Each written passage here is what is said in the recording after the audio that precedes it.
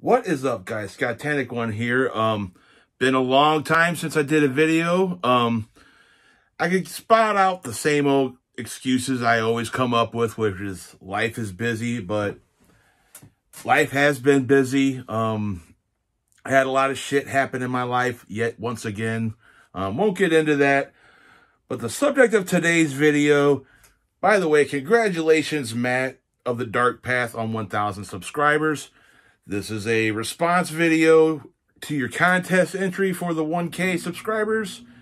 And it's, pairs of albums that either go good together or albums that you just listen to together. And I got 8 albums to talk about here in this video. 4 pairs of 2. And let's just go ahead and get started. First one here is kind of like a horror movie nerd, kind of heavy metal horror movie nerd trivia kind of thing. But the first pair of albums we got, we're going to start off with a little bit of a quote-unquote glam metal. I think these are traditional heavy metal bands in my opinion, but save that for another video. Let's go ahead and get started. First album is the soundtrack to the 1986 movie Trick or Treat, as performed by Fastway. Brainchild of Fast Eddie Clarke, and I'm thinking some guy last name Way of UFO that wasn't in the band very long. And the debut, 1984, of Wasp. Why I like listening to these together has kind of the connection with this movie. Blackie Lawless was actually approached about playing this character that's on the album cover here, Sammy Kerr, which was played by a guy named Tony Fields, who died of AIDS later on in life. But anyway, he was approached on playing this role, and it was like during all the PMRC shit where, you know, him and Wasp were getting a lot of press due to the fact of like Tipper Gore and all her bullshit. But great albums too. I think they're totally underrated and kind of unfairly put in like the glam metal category, especially Wasp. Because, I mean, Wasp, they had kind of a glam look. But like, if glam met black metal, especially in this period of Wasp, that's another reason why I chose this album. It's because Blackie Lawless kind of looks like this character, man. Old boy Sammy Kerr. That would have been cool if Blackie would have done that. And we would have had Blackie as Sammy Kerr for the Trick or Treat movie. Anyway, let's get to the music, man. This is a fucking banger. I love every track on it, man. But the highlights are probably After Midnight, Don't Stop the Fight, Get Tough, Heft. And my absolute favorite on here is kind of like the ballady song, If You Could See. Fucking killer shit. And what can be said about the Wasp debut? Honestly, this is the version of this to have, man, because this has Animal Fuck Like a Beast and Show No Mercy included, which are 2 of my favorite songs for like the debut. But those 2 tracks that I mentioned are the Animal Fuck Like the Beast fucking single. But man, look for more content by me on this band. I've just recently rediscovered how much I actually fucking love this band. So yeah, man. Wasp. Moving on, I got some like atmospheric black metal shit. I'm one of the rare people that kind of actually listens to black metal for some of the lyrics in certain bands. Like, if they got the really good audible lyrics, not like, raw black metal and shit like that. But, yeah, man, I can't understand any of the fucking lyrics in any of this shit because it's all in different languages. But it's really good atmospheric black metal. First one we got to talk about here is Nocturnal Mortem, The Voice of Steel. This is a fucking amazing album. Say what you will about the band being fucking Nazis or whatever. I don't think they are. Or they might have been and kind of saw the error of their ways. Either way, this is really good atmospheric, like folky, pagan, Ukrainian black metal. Fucking amazing. And, on the other hand of the coin for this pair, we got fucking Cult of Fire with Ascetic Meditation of Death. I believe that's what it's called. But, like, on the CD, dude, you can't fucking It's not going to focus. But yeah, man, you can't fucking read that shit. Both fucking killer black metal, but the reason why I like to listen to them together is because they're like a complete contrast of sounds, where this is like a medieval Viking-ish kind of feel.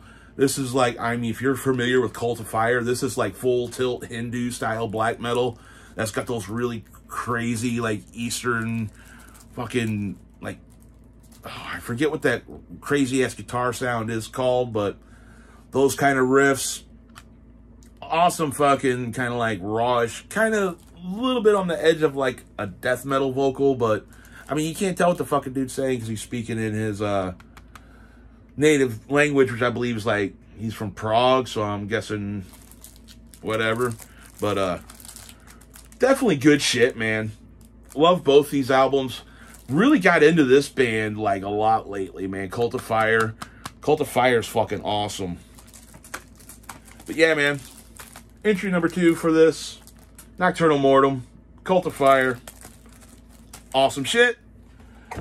And I've had a lot of shit going on in my life lately, so I've been kind of like leaning away from like listening to so much of like depressive, hateful, angsty black metal. I've been kind of like leaning towards like some power metal. I've been listening to some Halloween, Wasp, and some fucking some fucking costume joke bands that I fucking love. I don't care what anyone says about any of these bands. I love both these bands equally.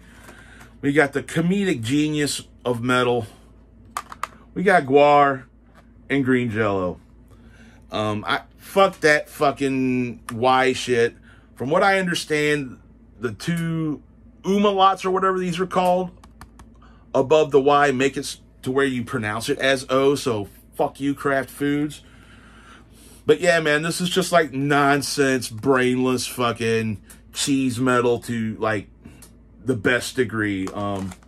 Honestly, I've been listening to Green Jello a lot lately, just for like nostalgic sake, because I was really into these guys like junior high into high school, man, and they're a gimmick band. It's a joke band, but that's what I love about this band. They're not serious at all.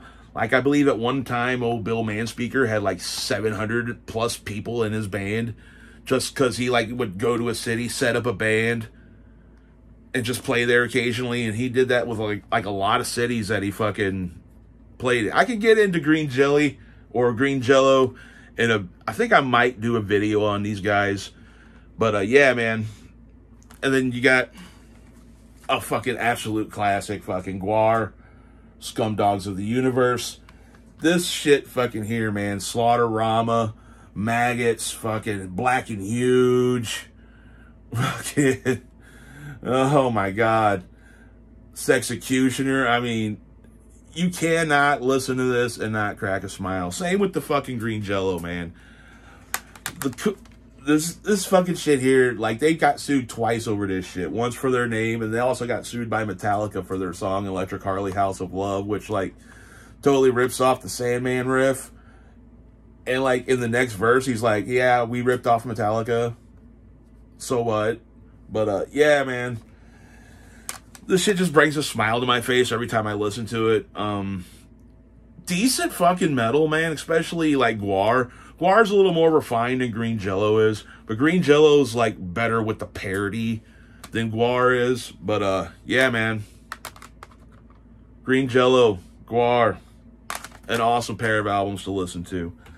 And then finally, I got some vinyl pulled out for this. I listened to these two together a lot before I even thought of this, like, you know, before this contest or anything, before I started like thinking of albums I like to listen to.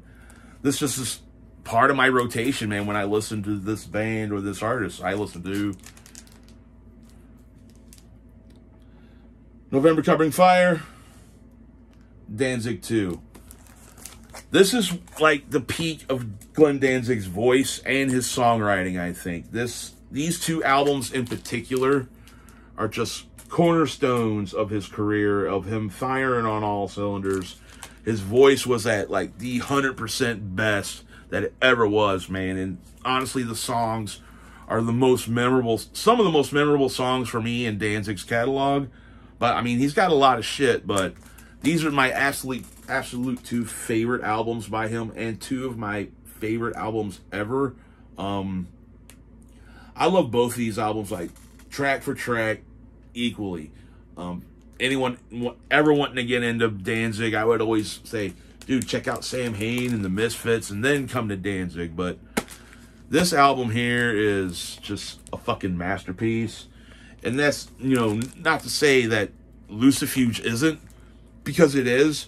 But I prefer, you know, I love this fucking Sam Hain album. But, I'll quit gushing on that. But, yeah, man. Danzig 2 Lucifuge. I mean, this is a fucking classic album. Killer fucking blues-infused goth metal. Fucking Glenn with his shirt off, with his fucking man boobs hanging out.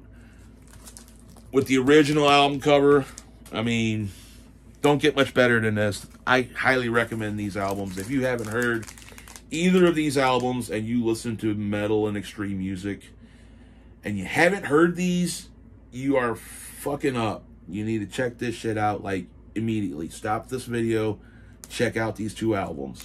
Listen to them back to back. Do November Coming Fire,